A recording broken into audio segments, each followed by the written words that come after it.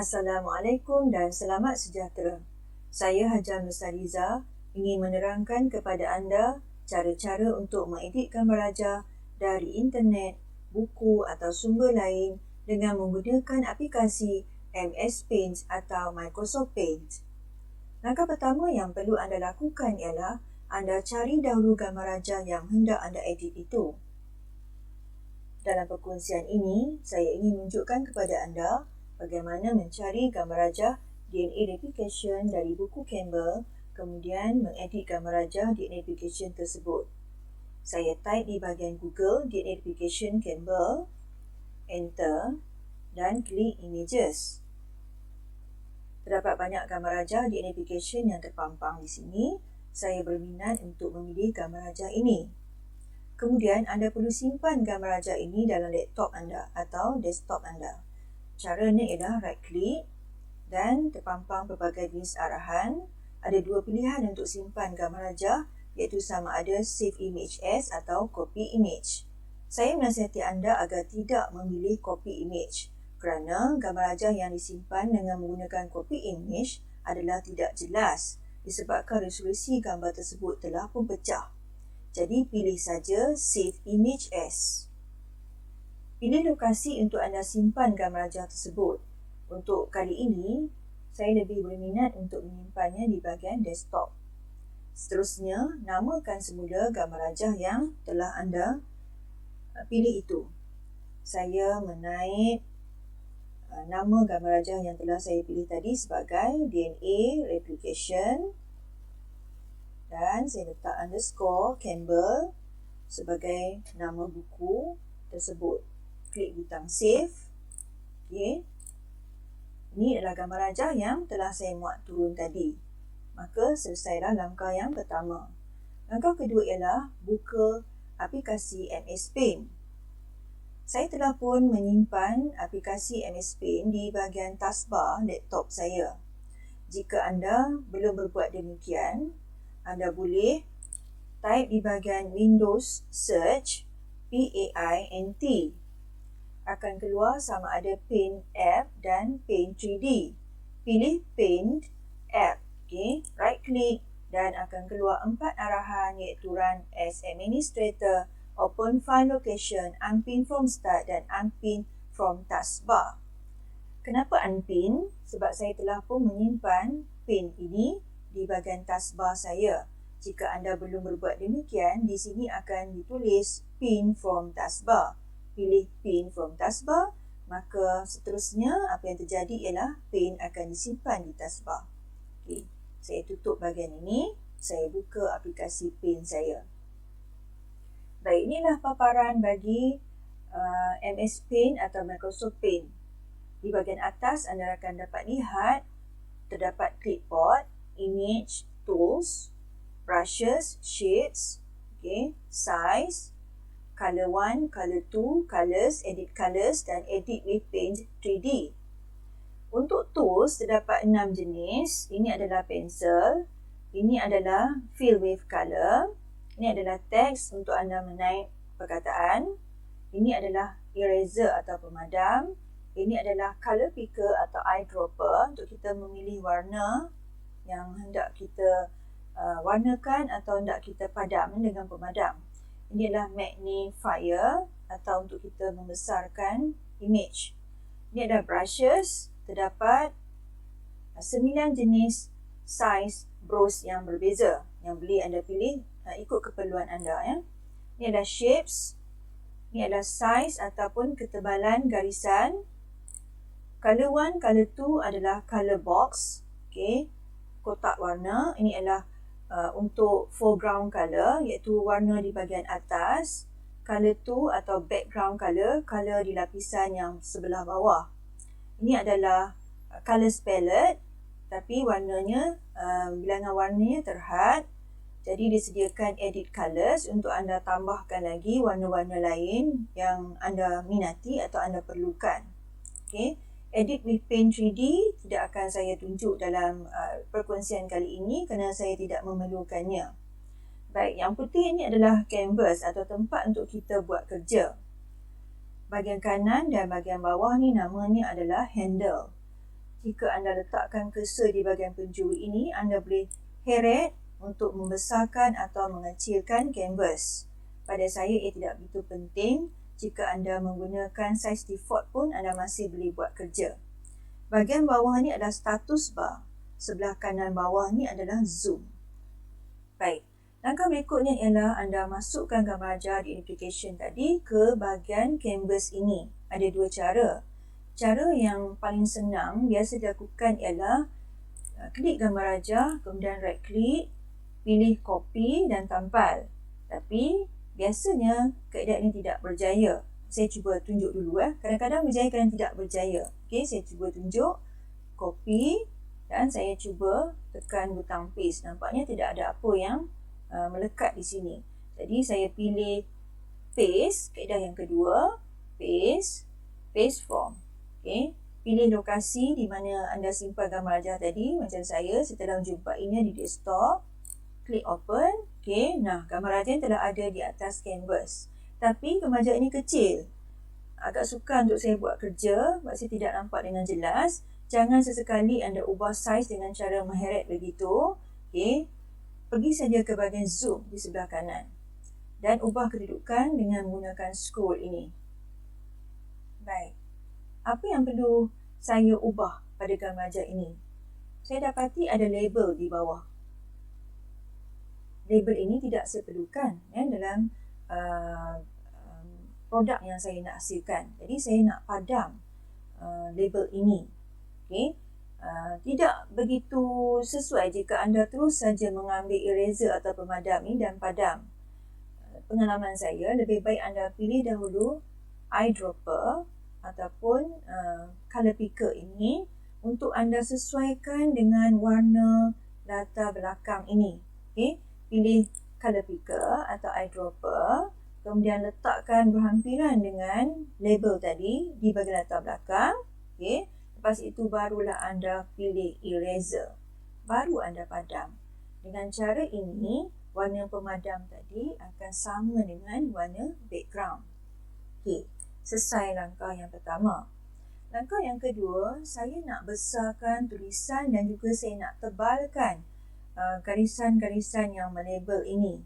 Kerana bila gambar raja ini saya kecilkan nanti, saya yakin tulisan-tulisan dan garisan tadi tidak akan begitu jelas kelihatan. Okay? Jadi saya nak labelkan semula. Antara yang saya nak berikan perhatian ialah DNA pol 1, DNA pol 3. Okay? Saya rasa lebih sesuai jika saya melabelnya sebagai DNA polymerase 3 dan DNA polymerase 1 berbanding dengan DNA pol 3 dan DNA pol 1. Okay? Okay, baik. Apa yang perlu saya lakukan ialah saya perlu padam. Okay? Saya perlu padam DNA pol 3 dan DNA pol 1. DNA pol 3 juga ada di sini. Ada di sini. Baik. Macam kaedah tadi, pilih dulu eyedropper. Okay, letakkan berdekatan dengan kawasan yang anda hendak padam. Saya tak langsung sudah keluar button untuk eraser. Okay, anda boleh padam. Okay, saya cuba padam satu. Okay, padam satu-satu, terus type. Jangan padam banyak-banyak, nanti takut lupa pula. Baik, pilih teks. Akan keluar teks. Okay, pastikan ia tidak italic dan tidak perlu juga bold. Okay. Type apa tadi? DNA. Okay. Bila saya type DNA, D sudah tidak nampak huruf D di situ sebab color 1 tadi iaitu yang untuk foreground color warnanya putih. Okay. Hidupkan color 1 ini dan pilih warna hitam. Baru keluar. Okay. Tengok selalu di kawasan ni color 1 dan color 2. Okay. DNA polymerase 3. Okey. Tulisan ini nampaknya bersaiz sangat besar. Tak apa, betulkan dulu kotak box ini. Betulkan dulu saiznya. Okey. Dan dalam keadaan kotak ini masih lagi hidup, okey, jangan klik di merata-rata tempat. Jika anda klik di merata-rata tempat di luar kotak box ini, secara automatik DNA polymerase 3 akan bersaiz seperti ini. Dan kedudukannya akan berada di tempat ini. Anda tidak boleh mengeditnya lagi. Jadi kalau berlaku sedemikian kesilapan, anda pergi saja ke bahagian undo. Okay. Sebab saya sudah biasa menggunakannya, saya begitu berhati-hati, saya tidak mahu keluar daripada box ini ya. Saya tidak akan klik di merata-rata tempat. Apa yang saya lakukan ialah saya highlight saja dan saya kecilkan. Mungkin saiz yang sesuai adalah saiz 12. Ya, okey, saya 12. Dan nampaknya DNA polymerase III ni masih lagi halus, tidak begitu pekat. Saya akan klik bold. Saya klik bold dan kecilkan balik kotak tadi. Okey, berhati-hati. Okey, letakkan di lokasi yang sesuai, yang dekat dengan garisan label. Okey, saya telah melaksanakan satu label. Tapi nampaknya macam tak begitu sesuai juga berbanding dengan saiz label yang lain. Pilih saiz 11. Okey, nampak lebih sesuai. Baik. Baru klik. Okey, bila saya sudah klik di tempat lain, akan hilang cursor untuk kotak tadi dan saya tidak boleh membuat pembetulan untuk DNA polymerase III ini lagi. Jika saya perlu, mungkin disebabkan ada kesilapan atau saya tidak puas hati, saya boleh klik undo. Ini dia akan hilang lah. Macam tu. Dan ulang balik lah. Okay, sekarang saya redo balik. Baik, sekarang saya nak tebalkan semua garisan-garisan ni sebab nampaknya tak begitu pekat. Pilih line ini Pilih line. Okay, kita cuba dulu. Letakkan garisan tadi di atas. Oh, nampaknya begitu tebal. Tak mengapa. Biarkan dia. Teruskan letak garisan ini. Lepas tu pergi ke bahagian size dan pilih. Ni pun masih lagi tebal. Oh, kalau begitu halus sangat. Pilih yang ini. Okey. Pilih size itu. Baru kita klik di tempat yang lain. Ulang lagi lah. Ulang lagi untuk label-label yang lain. Kita buat supaya nampak lebih pekat. Okey, boleh ulang lagi. Okey. Ulang lagi untuk yang ni. Saya nak ubah semua supaya jelas bila saya gunakan dalam artikel saya dan sebagainya, semuanya akan dapat kelihatan dengan jelas. Okey. Lagi. Okey, lagi di sini. Okey. Atas ni pun saya nak ubah juga. Okey.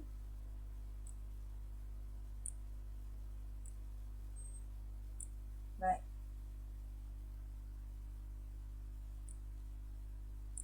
Okey. Dah. Okey, selesai. Klik lah. Bila anda klik, anda tak boleh buat perubahan lagi, melainkan anda undo saja. Apa lagi yang saya nak ubah? Okey, DNA polymerase I ni. DNA polymerase III ni pun boleh ubah juga. Baik, saya ambil lagi eyedropper. Okey, dia dah tukar. Dia ambil eyedropper.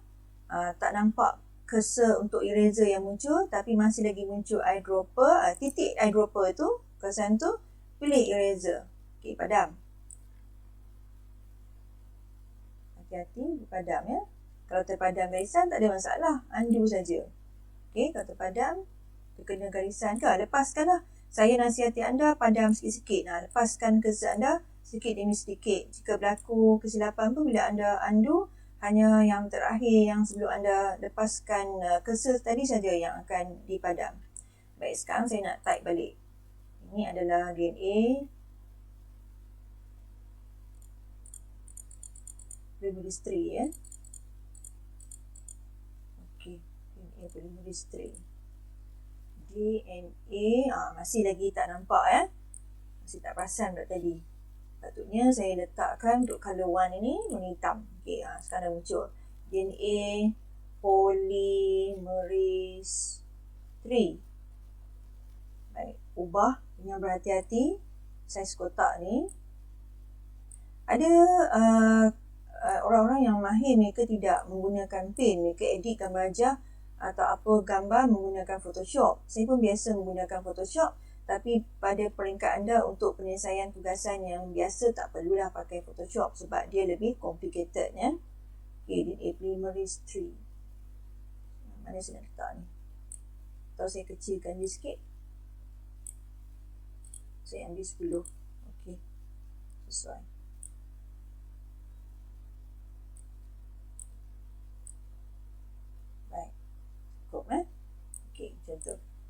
selesai.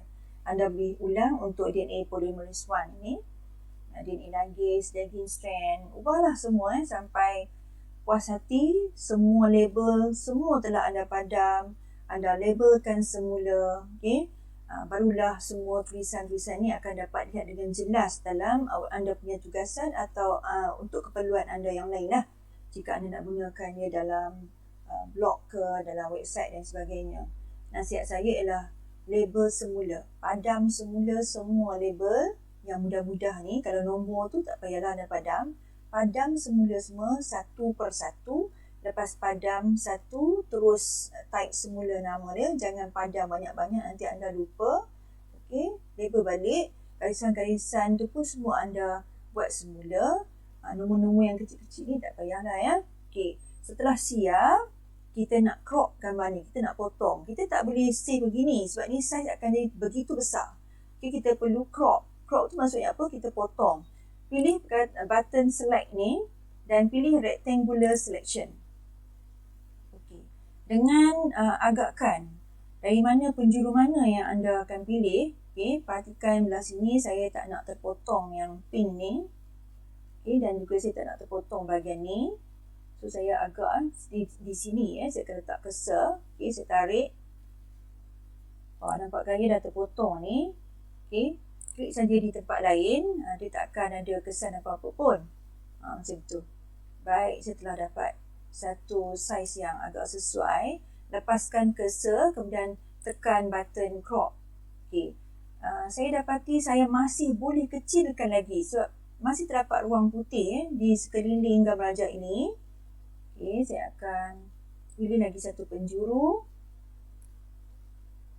dengan berhati-hati. Lepaskan cursor, crop. Baik, saya telah mendapat satu saiz yang sesuai dan gambar rajanya lebih bersih berbanding dengan tadi. Label pun nampak lebih jelas. Setelah saya puas hati, simpan ini, gambar rajah ini di satu tempat yang memudahkan anda untuk mencarinya kembali. Pergi ke file dan pergi ke save as. Saya memang suka simpan di desktop. Saya akan type namanya DNA Replication Campbell. Tapi saya tambah lagi satu lagi underscore edited. Baik. Dan gambar rajak ini disimpan dalam format PNG. Save. Close. Baik. Alhamdulillah, saya telah pun selesai mengedit gambar rajah yang saya telah cari dari peringkat awal tadi, iaitu gambar rajah DNA Replication Campbell yang saya namakan sebagai DNA Replication Campbell Edited. Selamat mencuba. Semoga anda berjaya menyelesaikan tugasan anda dengan baik. Assalamualaikum dan selamat sejahtera.